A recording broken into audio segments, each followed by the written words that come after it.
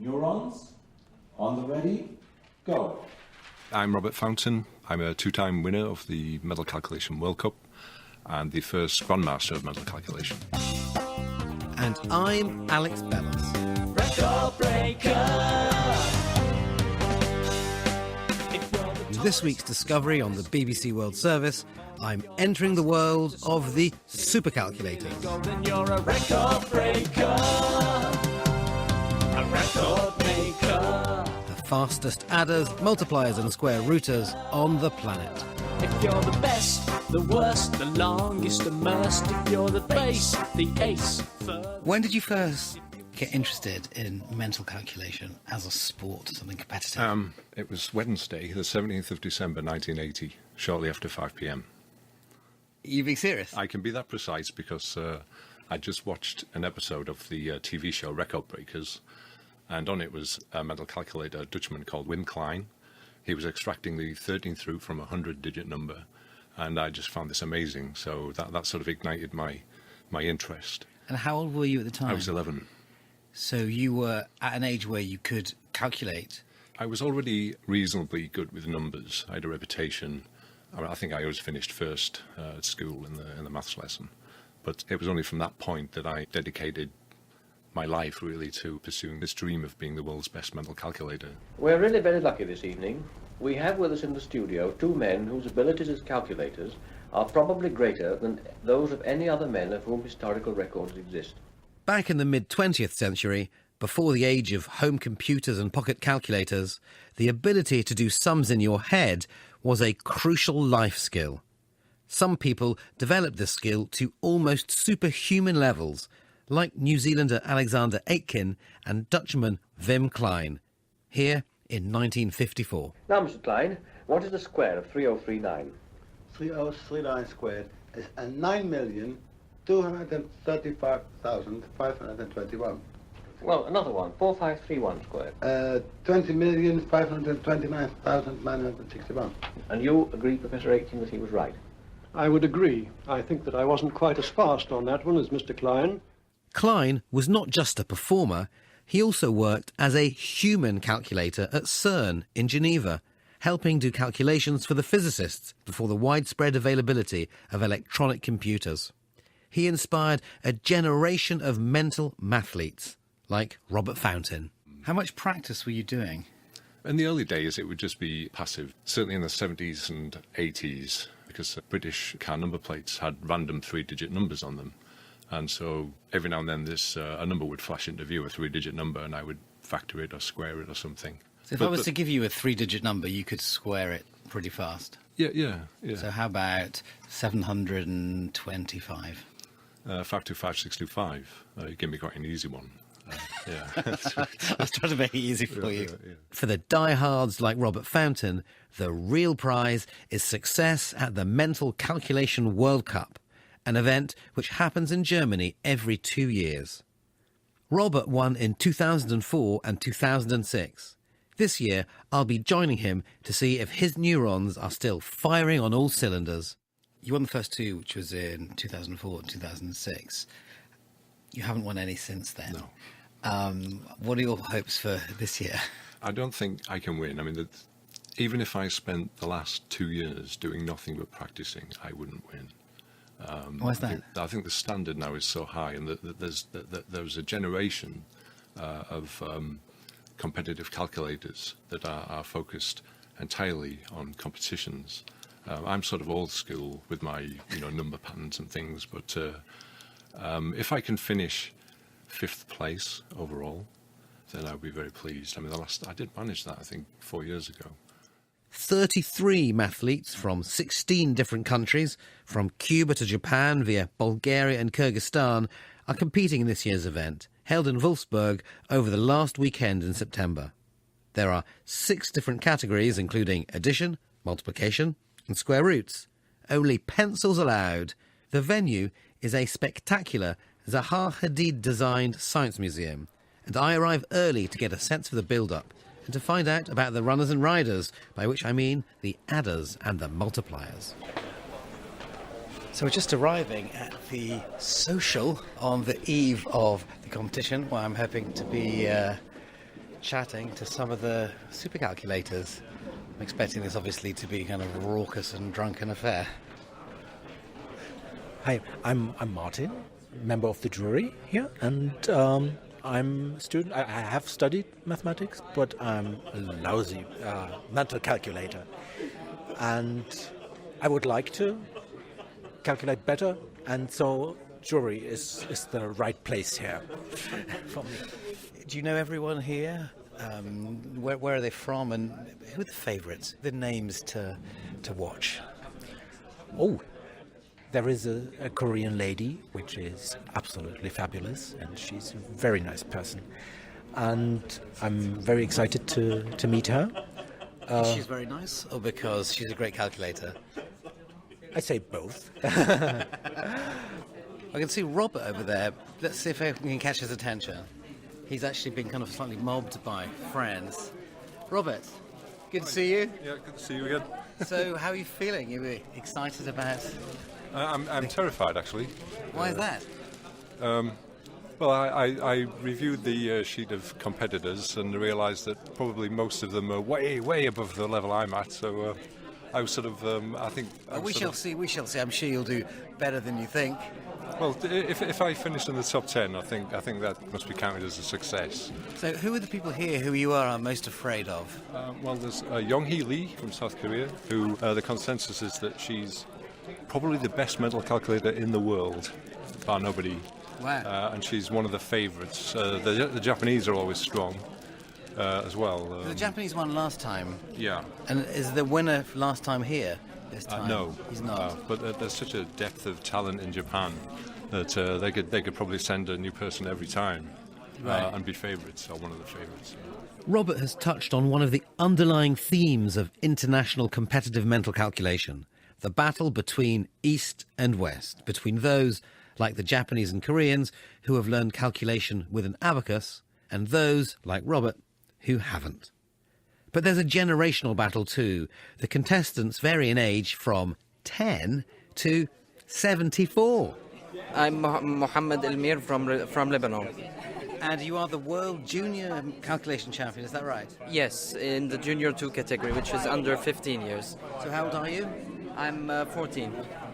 Wow. And have you been here before for the adult calculation? No, it's my first time, my first try.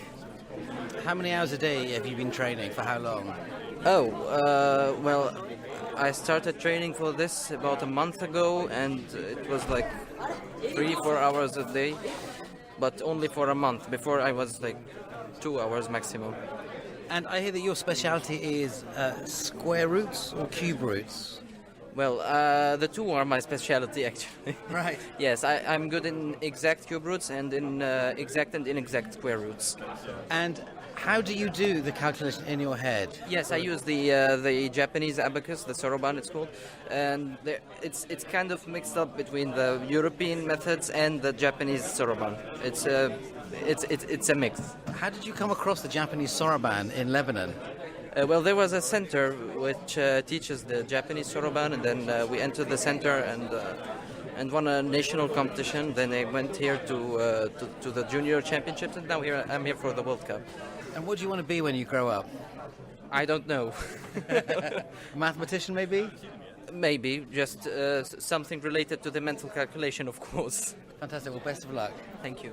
As I look around the room, I spot an entourage of maybe a dozen people, both children and adults, all in matching blue tracksuits. They look the very picture of an athletics team before a real sporting event. So, this is Team India. You've come, there's like 16 of you, all with a kit, with the numbers on the back, and you're from Trends, that's with a Z, Abacus. From where? We are from India, specifically, in the western part of the country. That is Rajasthan, the province, and all the kids belong to the same organization. How many children are competing for Trends? Out of 9, 3 have been selected for this format. And what ages are they? Like the youngest one is 10, then we have 13 and 14 years. And are you a parent or are you a teacher? I'm the head coach. You're the head coach? I'm the head coach. And what does it take to be a good mental calculator? It takes days and days of practice To Surely be honest, yes. days, weeks, months, years Days, of practice. weeks, months and years, and it takes continuity. The top thing, it needs daily practice for 365 days in a row without a break. Even if it is just for 10 minutes a day, but it needs a consistency every single day. And where did you get interested in abacus? Because abacus, it looks like you've got a Japanese abacus there. Yeah. We basically follow the Japanese model of the abacus, where we use only one hand. But our organization is not just using abacus. We use abacus as the foundation or as the base. It only helps in speeding the basic calculations of 4 things: addition, subtraction, multiplication, and division. That's it. For everything else, we use the ancient Indian scripture method that is called the Vedic maths, which is a 10,000-year-old mathematical system. And are you confident that you're going to do well at this competition? We are confident that we will be able to give our best, right? And we know that we have some renowned world record holders in this. Our competition is not with them. Our competition is with ourselves to improve our own records, which we did in 2016. As I leave Team India, I flag down the organiser of the Mental Calculation World Cup, computer science professor Ralph Lauer, who started the competition in 2004. I ask him, what's the point in the information age of having such impressive mental calculation skills, since computers now do everything for you? Oh, good question. I think mental calculation is still important. At least one should get an impression about estimation of the correct size. But of course, mental calculation at this speed and as a contest is similar with running 100 meters fast. Of course, walking is an ability, you should be able to do so. But running so fast is a sport, and the same is true for mental calculation as a sport. If the brain can be trained like a muscle, why not train it to see the limits of human performance? And I am genuinely curious to see just how fast these supercalculators can go. At 9 a.m. the next day, the World Cup is underway. So, good morning. Glad to see you for the Mental Calculation World Cup 2018. We're in the arena. It's actually a small room at the top of the museum. About 10 minutes before the first competition, the first round of the competition is due to begin, and it's the calendar round. They will be given a list of dates, like, 5th of July 1821, and they have to name the day of the week that date falls. They give them a whole list of dates, and they've got to do as many as they can in 1 minute. Last time, the best candidate got 66 correct. That's more than 1 a second. And what's kind of charming, I guess, about this round is that it harks back to the kind of golden days of sort of performing mental calculators, where they would go on stage and people would shout out, say, the date that they were born, and the calculator would say, "That, madam, was a Tuesday." Neurons, on the ready, go. Just started, and all you can hear is the silence of neurons whizzing around brains. Oh, I think that's 10 seconds to go. 3, 2, 1, stop. So, it's never going to catch on as a spectator sport, although I was fascinated watching the faces of the contestants. Serenity for a few, grimaces for others. Well, that was a disaster. Oh no, I saw your face. It was looking slightly pained. I made 2 corrections in the first 10 and still managed to get 2 wrong in the first 10. So I think that's 7 or 8 points, which is by far the lowest I've ever scored. Oh no, why? Are you feeling the pressure? I think because it's always a difficult one to start with the calendar, because it's only 1 minute long. It's very intense. It's not the sort of challenge you can ease yourself into. So if you mess up on the first couple of questions, it just throws the whole thing. So it's true. When you're looking at, you see some people are writing something down every 3-4 seconds, and some other people it feels like almost 1 a second. They're just jotting it down. Yeah. For some people, it's automatic. There's very little conscious calculation involved. It's more memory than arithmetic. But in my case, it's definitely a calculation. So, Can you just explain the arithmetic that you're doing in your brain? it's essentially based on the idea that in a non-leap year there are 365 days, so there's one day left over from 52 weeks. So each year moves on a day of the week. The same date the following year will be a day of the week later, and 2 days if it's a leap year after February the 29th. So I'm exploiting that principle. I'm mapping everything, all the dates I see, I map back to 1900, that's my base year, and I allow for this correction. So I know the dates for January 1900, so I can map back all the years and all the months to January. Mental calculation is the ability to add, subtract, multiply and divide in your head. But that's only half of it. It's also about memory, about holding the numbers or dates in your head and not forgetting them before you get to the answer. So how much are these calculations just memory tricks? Brian Butterworth, Emeritus Professor of Cognitive Neuropsychology at University College London. Having a good memory for these things is a necessary but probably not sufficient reason for being a good calculator. You also have to know a lot of procedures, again, which you have to memorize, but then you have to know which procedures to use for which sorts of problems, and then how to apply them, and then check that you've got it right. So there's quite a lot of different things that go on. Can anyone do it? Or is it something about people's brains? You know, not everyone can run a marathon. That's a fair point. I don't think we know, is the short answer to that. I mean, clearly it's necessary to put in all the work. I mean, you can't do it unless you put in all the work. But whether anybody could do it if they put in all the work, one doesn't know. Back in the exam room, the contestants are limbering up for round 2. Addition. Numerals on ready, go. In this round, the contestants have 7 minutes to complete as many additions of 10 10-digit numbers as they can. The first question begins 84397641166 plus 99401641115 and so on.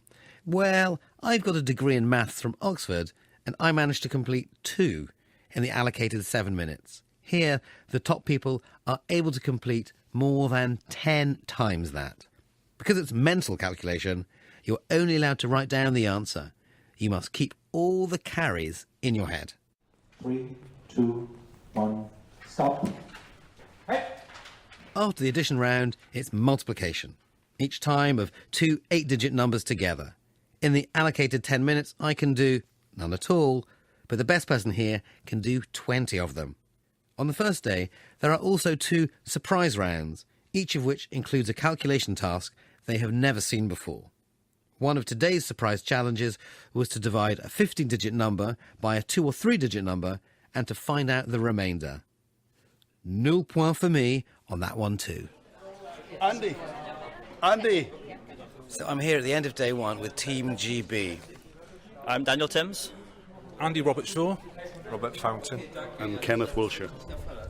So Team GB, you're here competing as individuals, but you're all from Britain. Do you stay in touch? Do you know each other? Do you share tips? Are you competitive with each other? Or do you feel a bit Britain against the world? To be honest, everyone from Team GB and with the whole field is quite supportive of one another. So I will support people from Team GB, but also from anybody else who I'm collaborating with. But do you guys have a WhatsApp group that sharing? I play bridge with Andy and I visit Rob and we go through things, watch YouTubes of people who've done well at various calculations. But, as Daniel said, we all help each other, and if somebody's got a new technique, which technique is better or gives a marginal advantage. Perhaps another thing about Team GB is the style of calculators that we are. We're all pretty good mathematicians, though not everyone from elsewhere is a particularly good mathematician. What's your background, Andy? I've got a PhD in mathematics. I started lecturing at university, but I'm now working in credit risk for a finance company. But it's interesting, this idea that we are kind of celebrating numbers here and calculation, but really it's got nothing to do with the sort of mathematics that you learn post A-level at a university and do PhDs on.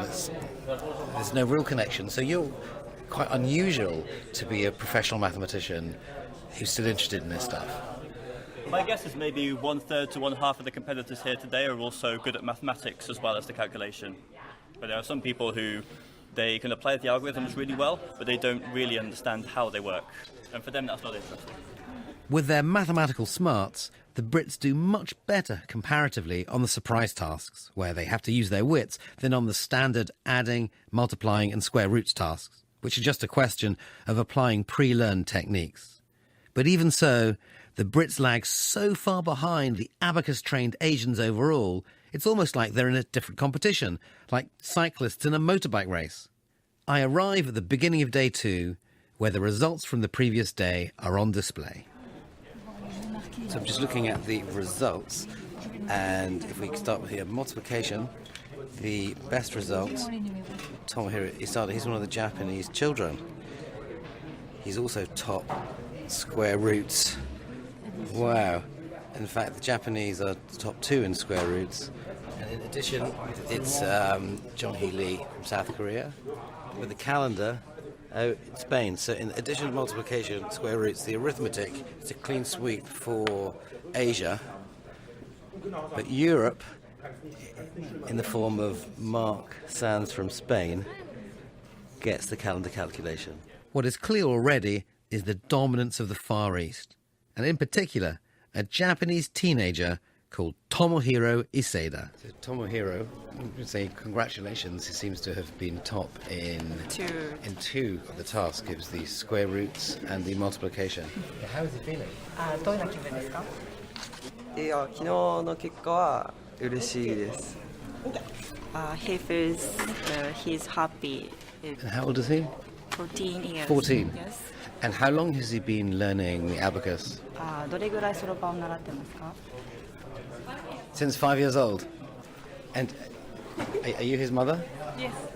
And how much does he train every day? How much does he use the abacus every day? A few hours. And are you surprised that he has done so well? Yes, I'm surprised. You're surprised? When he's imagining the soroban in his head, how many digits can he remember? 何桁覚えられるか? 16. He can remember 16 digits. Wow, I thought you couldn't remember more than 4 or 5. If that's true, that's incredible. So, hello everyone, and welcome to the second day. Day 2 is getting going, and I leave the room to consider why learning with an abacus turbocharges mental calculation skills.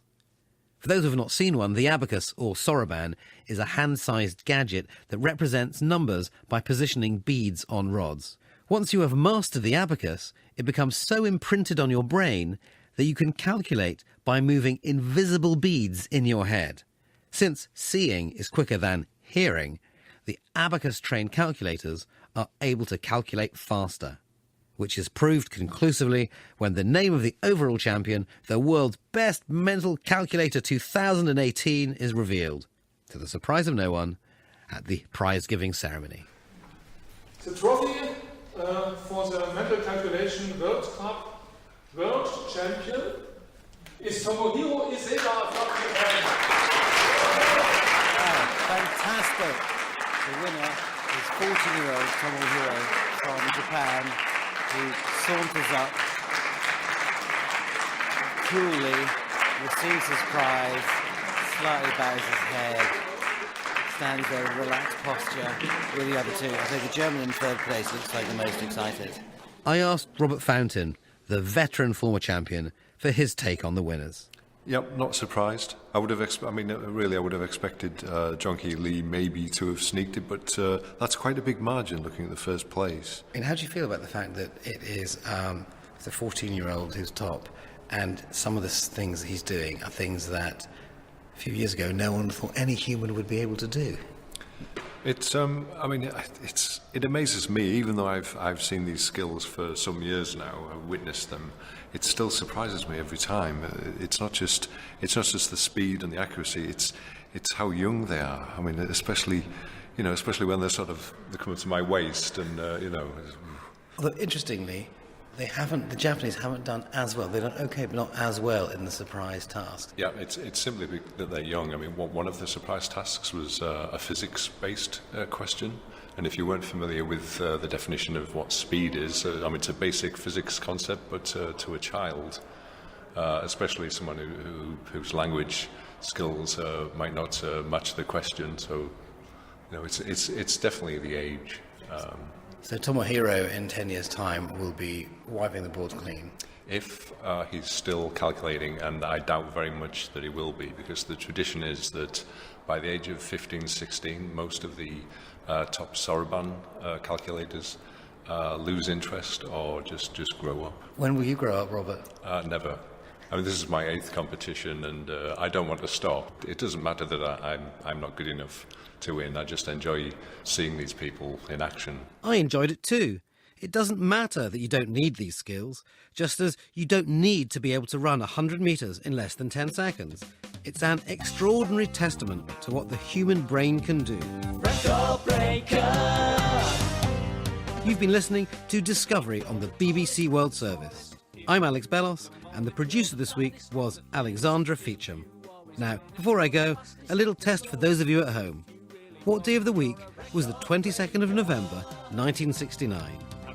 Neurons, at the ready, go! You're a record breaker. If you're the best, the worst, the longest.